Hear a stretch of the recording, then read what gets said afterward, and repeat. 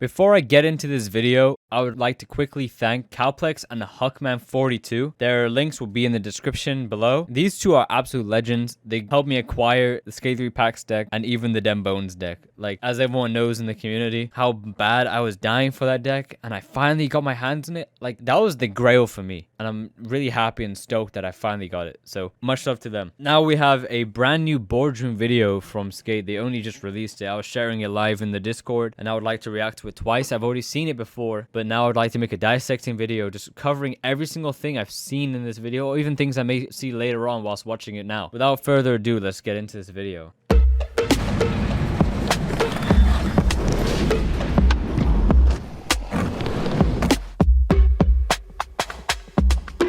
Hey there, it's that time again. Alright, first thing I need to look at is the whole background. So we have a full circle deck, the Skate 2 sneakers, the Skate 1 hat. We have the comic book deck from Skate 3. We have the Year 2 deck on the wall right here. And we have this Year 1 deck right here. This TV is also from the PC announcement. There's a new shirt here. We're working on it. I don't think there's anything else. I know Cuz normally wears the Oak Street Lokes like logo on his hat, but it's not there today. I wish it was there. It would have been pretty funny. I don't know if I'm missing anything else. Oh yeah, Skate 3. Oh, Skate sticker. I don't know where it's from. I think it's from PAX. Possibly. You also have the Pope Art Skate controller right here. Game right here too. And that's pretty much all I can see. Here we are, episode 3. I'm Cuz, Senior Creative Director at Full Circle. We're gonna jump straight in and tackle a couple of the top questions we've seen since the last time we got together for the boardroom. First up, what's the deal with console playtests? We're still just playtesting on PC. We haven't got there yet. We're doing PC first, and then we've got more to share as we move into the console. That's already kind of understandable because, like, when it comes to testing games, you have to do it on a platform which is like the strongest thing. Consoles is pretty difficult to just like update and get people on it and such, especially when the game's not even near to being done. Like, it's still pre-alpha. We're missing a lot of pre's right now. A lot of them are gone now, but we still have 2 more. And yeah, it just makes a lot more sense that it's on PC rather than on console. And then in the future, once the game's more stable, they'll do console to test how it plays and see people's opinions and so on and so forth. Second, we had some leaks around items and rewards from the February playtest. We're early in our designs for progression and rewards, and we'll share more as soon as we can. But to reiterate, Skate will not have paid loot boxes. Now let's shift gears to today, new things. Excellent. This time we want to talk about activities, or more simply, how will you spend your time in Sam Amsterdam having fun, doing stuff. To help me do that, I'm joined by some of our incredible team. Here we have, I'm gonna ask you guys, can you just introduce yourselves, say who you are, what you do, how much you love working with me, or just Skate? Hey, I'm Scott. I'm an activities designer, and I really love working with Cuz. Because I'm an activities designer, that means I help set the vision for design and implement, with the help of many other smarter people, all sorts of activities in the game. I love working on Skate because it's grounded in a culture that prioritizes self-expression. Still no new shoes, and man. As a creative person on a creative project, that's kind of like the best case scenario. Hello, I'm Christine. I'm an experienced designer. I'm very excited I can work with our amazing activities teams to deliver a fantastic skate experience. Hi, I'm Tobin, lead systems designer. I look after stuff like progression and rewards, but I also work on areas like player-created skate parks and our social systems. I'm super excited to work on a game that has so much culture and history around it, both real skateboarding and also people who have been with us. And you love Too Short. I love Too Short. Actually, I'm more of an E40 person. Oh, really? Okay. So we hear you. We know you want to know more about the story and what that means for Skate. And I know this is probably not what you want to hear right now, but we're just not ready to talk about it yet. When the time is right, we'll be back with a whole boardroom dedicated to the story, the city, and what the narrative is. What we can say today is, yes, there will be an ongoing story for both you and the city of Sam Amsterdam, much like many other games. We're an evergreen game with an evolving story. Dude, do you know how happy I am knowing that there's a story that could possibly lead to like the progression system of like Skate 1, 2, and 3, where like the more you do things, you can unlock clothes and you can unlock like people to meet or possibly even play as. I don't know if you could play as these skaters though, because it's online. So imagine if you have like Atiba in the game as a photographer and skater, but you can't really play as them online. It doesn't make too much sense if the whole game's online. But in a sense of progression and story, it's amazing because then that means you can unlock more of the map, you can develop your skater more, you can work towards different like brand deals, or even like getting yourself in magazines or even posting. That'd be sick, dude. Like in the old games, you could probably add the same kind of stylistic story as the previous games and just put it into this one somehow. I think that's like a great idea, and honestly I feel a lot of people are happy knowing there's a story. That was a big worry I read in the whole Discord and just from other people on Twitter and so on, so I'm really happy that got announced. First up, when we say activities, what does that actually mean? So we have 3 core pillars for activities. First, they're ever-changing and evolving. They're not a stagnant experience. We're always giving you something new, something exciting, something unique to skate and explore. They're also grounded in our reality, so they're not bound to the rules of the reality we're sitting in. We can bend and break the rules a little bit to create those moments that you can't get in any other game. And lastly, my favorite is that activities ultimately celebrate and support players and the community. I really like this one because it feels really connected to the modern ethos of skating. This is a place where you can come and just have fun, express yourself, and we're going to recognize and reward that. Yeah, we aim to develop activities so that all players can be involved, regardless of playstyle and skill level. I have some friends who don't skate in real life but really interested in skates. They ask me, can I still play skate without knowing skateboarding in real life? The answer is yes, of course. We really want to welcome everyone. Yeah, as a team, we've talked a ton about how to make sure that you can have fun with activities, whether you're somebody who doesn't know anything about skateboarding or if you're a fan that's been with us since the very beginning. It's really important that there's fun stuff to do for everyone, and that includes people who want to do things that might not even involve a skateboard, as y'all may have seen. Right, and we also can't have one and done challenges anymore. We have our core gameplay innovations, and that unlocks new ways for us to challenge people and new ways to think about the city. But with our new format as a always-on multiplayer game, we're able to give people those experiences, new and returning, in different formats that suit how they want to play. That sounds pretty sick. Can you tell us a little bit more about the activities we're currently working on and testing? Sure, so the first activity that we're working on is challenges, and you'll be familiar with these if you've played a skate game before. These are short solo experiences, but unlike previous challenges, these rotate in and out periodically. When they do, they'll change ever so slightly so that even replaying challenges you've played before will make you think about new ways to tackle them. Pop-ups are another concept we are testing. These are dynamic events around the city that are all about bringing people together. They are not super long and they are not super hard. They are the same for everyone and they are cooperative.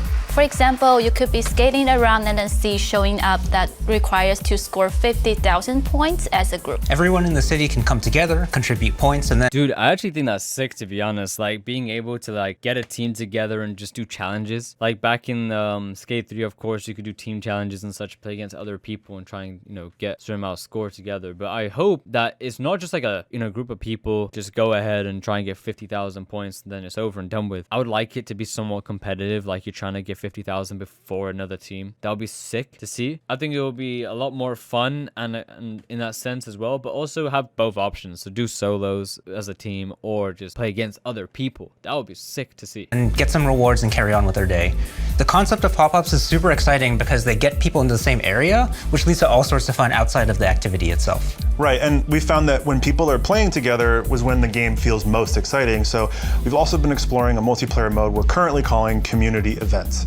Skate's always allowed for pretty crazy things to happen, and with all the new gameplay possibilities that flumping and wiping out affords us, community events really lean into that legacy. Sorry, Scott.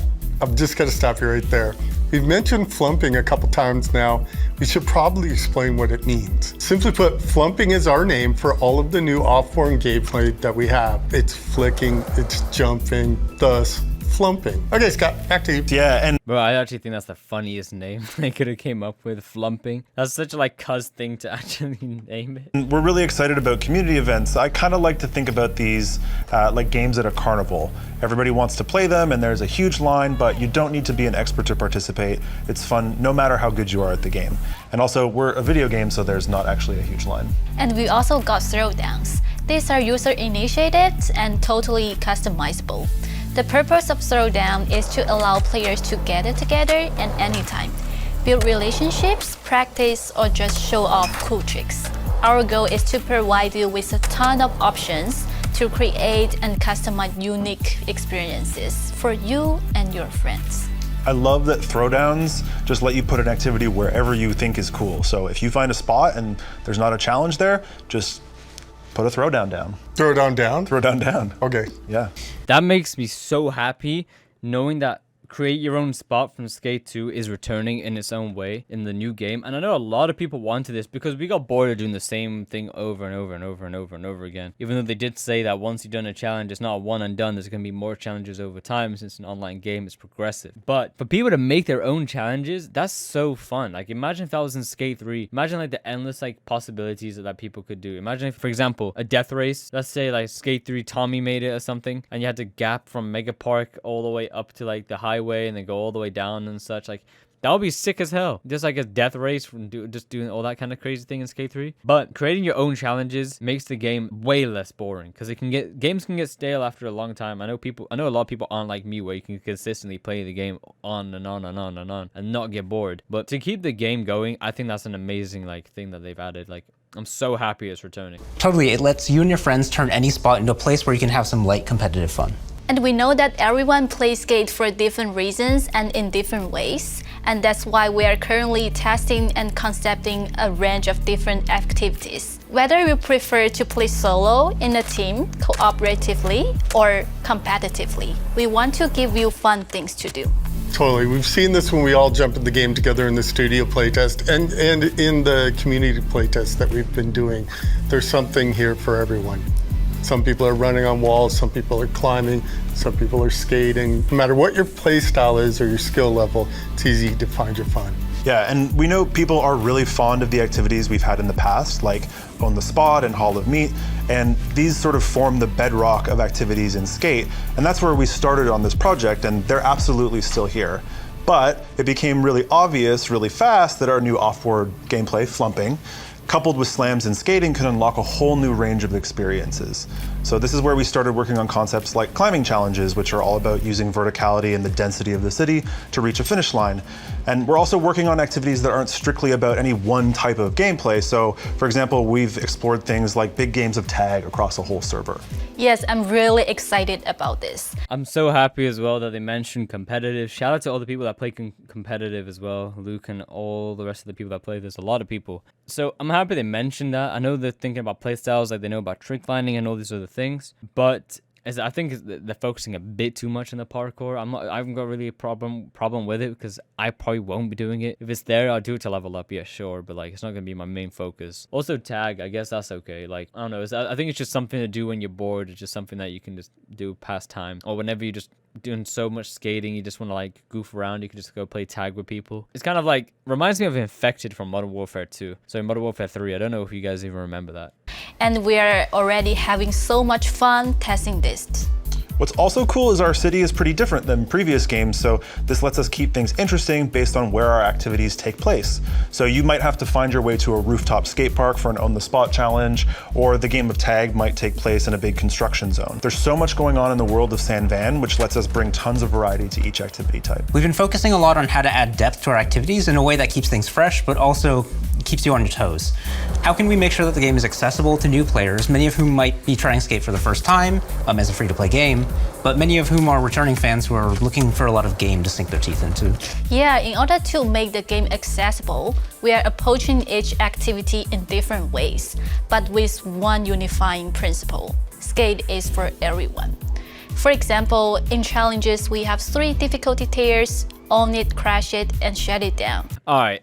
I saw this before, and Loki, I was so confused. So, Own It, yeah, that's sick. Like, that's returning. Crush It, that sounds so silly. Like, sounds a little goofy. Like Tommy said, Bop It.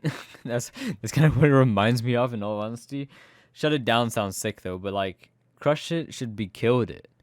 Like, Own It, Killed It, Shut It Down. That just sounds a lot better. There's a lot more enthusiasm behind that than like Own It, Crush It. Maybe like, I know the Hippie Jump podcast said this as well in the Discord. Possibly Crush It might be like a sponsorship thing in the future, maybe? With Crush, like the drink? I don't know, maybe. We'll see. But I hope it gets changed to Killed It. I really miss that, man. Or if it returns in any way.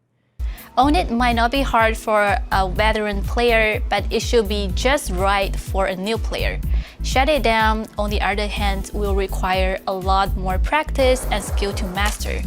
Difficulty levels allow players to learn, grow. Bro, are you seeing this? Loose fit pants. You know how happy I am? I actually was like begging them for baggy jeans. I remember I made a video and spoke about it. I also tweeted a lot about it. But loose fit pants, if loose fit pants is baggy jeans, Genko jeans, whatever you want to call it, I'm gonna be so happy. Like, imagine how sick that would look with a like early 2000s like look while skating around. Man, I'll love it. If it is baggy jeans, I love you skate team for that, man. But let's pray they add like some Nike Dunks or some like crazy sneakers to the game. I would freak out. And adapt over time. Players can try over and over again to complete a more difficult tier. And of course, harder difficulties means better rewards. And with challenges, beyond just the main baseline difficulties that Christine mentioned, we also have modifiers. Modifiers are additional restrictions that will make you rethink how you tackle a challenge. So, for example, you might see an Own the Spot that has a manual lines don't count modifier. We want challenges to feel fresh and interesting every time you play them, even if it's not your first time, and we want them to grow with you and your skill, giving you more opportunities to prove yourself. Wait, let me back up just a bit. Did you say modifiers? Could you have a slappy modifier? You could have a slappy modifier. Could yes. you have a firecracker modifier? You could have a firecracker modifier. Yes. I think that's sick. So modifiers are like, it seems to be things that are not going to be counted towards your score, or even things that may count towards your score. For example, like you can only score if you're doing a slappy grind, like on the curb, or if you're doing the firecracker thing, like going down the stairs, hitting the tail of your board on each step. Like, that would be kind of sick. Or even like how they said manual sequences won't not be allowed as a modifier. That prevents a lot of people trying to do like comp and ghost reverting. But it's pretty sick that they're actually adding that and like thinking about different modifiers and such to make things more interesting. Sick. Thank you. Okay, so this feels like a good chance for everyone to catch their breath, get their feet up, and check out what Skate Insiders have been up to in our latest playtest. As always, keep in mind, Tobin, you're gonna help me with how many pre's I need. Yep. This is super One more. Alpha.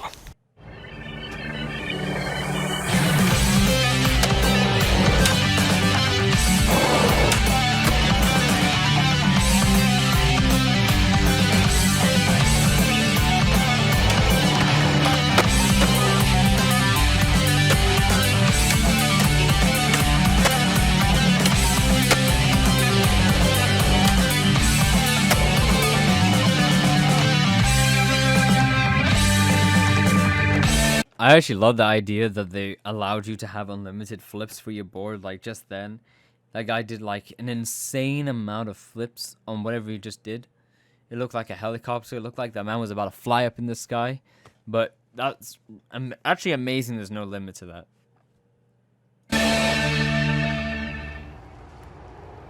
Okay, back to activities. Whether you want to jump in for a long marathon session or if you want to have a little casual sesh, we want San Amsterdam to feel different and unique, exciting and fresh. How will our activities and the experience we're building for players support that feeling of freshness? We sort of implied this before, but the activities in San Van won't be completely static, so you can expect something new every day, every week, or every season in San Van. On top of that, our goal of developing skate with and for the fans means we want to be able to react to the feedback and give people more of what they want. These update frequencies mean we can do that more often on a small, medium, and large scale. Of course, there will be long-term things for you to work towards too, so that all that freshness feels like it has meaning. Stuff like achievements and other long-term activities give you a look at your history with the game. We want you to be able to look back on your time when you were a skate baby doing your first kickflip in diapers and see how much you've grown. Yes, like Shingo. That's sick they mentioned Shingo. That was actually a really cool reference to him. Because like, you can see when he first started, then he eventually becomes your filmographer for all of your stuff in Skate 3. Also, like, it's great that they're adding seasonal things and also a long-lasting, like, progression system. So, like, there's a base progression system, for example, story, like, follow over and just casually progress through. But there's also seasonal things that only are there for, like, a certain amount of time. Once it's gone, you can't do it anymore. Like, I think that's, like, a great idea that they're thinking about that. I think we often talk about amongst the teams how we can ensure players always feel rewarded for the time in the game. Your time is valuable for us and, you know, it's valuable for you. We're gonna do a deeper dive on rewards, cosmetics, and generally all the cool stuff you'll be able to earn in a future episode of The Boardroom. But let's hit a little bit on Dude, if the next episode they talk about Nikes or any clothing things or like baggy pants, I will freak out. I'll actually freak out. I'm so thankful they mentioned it though. Thank you for listening, Skate. Thank you. rewards today and how they're connected to activities. What can players expect here? So we want to make sure that whatever activity you're doing, you're making progress towards getting rewards. Do cool stuff, get cool stuff. It's pretty important to us that you're making progress just by spending time doing the stuff you normally would in the game. But you'll also have some control over the rewards you get from sources that are a little bit less direct. I don't want to talk too much about the specifics right now because honestly, we're still figuring those out. But we just want to make sure that by completing activities, you can chase the stuff that you're interested in. And what sort of rewards can we expect? So all of our rewards have one thing in common, and that's giving you more ways to show off what makes you, you. You'll get new ways to customize your character's style, how they look and act, of course, their board as well. You'll also be earning items from flat bars to toilets to play around with using the building tools we have, So the more stuff you do, the more you level up and such, you unlock clothes and the boards and all these extra things. And style, like for example, you could possibly get like the OG stance again from like Skate. Or like just different ways to push. Like I know like in Skate 3, there was so many different ways of like pros just pushing. And maybe you can unlock that style in the game. Like that would be sick if they actually do something like that. Nope. Yeah, you know I'm gonna say toilets, Big really? fan. It's where I live. Yep. Okay. Big toilet fan, cuz you know, self-expression is about you and the environment around you. But I do want to ask, this is the one thing I really want. Can I get a magical unicorn wombat? That depends on how much you like wombats. I like them a lot. They got hard butts. Okay, yeah, let's do that. Okay, well, that's what I heard. All right, I wish we could keep talking, but that's all we have time for today. Thank you to Scott, Christine, Tobin for giving us a peek behind the curtain as the team continues to build, test, and figure out what activities mean for Skate. I'll say it again, it's still early, but we're stoked to be able to keep sharing more and more with you as we continue this crazy journey. And remember, if you want a chance to join us in San Amsterdam for the next playtest, head over to this website and sign up to be a Skate Insider. From myself, the team joining me here today, and everyone else at Full Circle, thank you so much, and we'll see you in the boardroom sometime.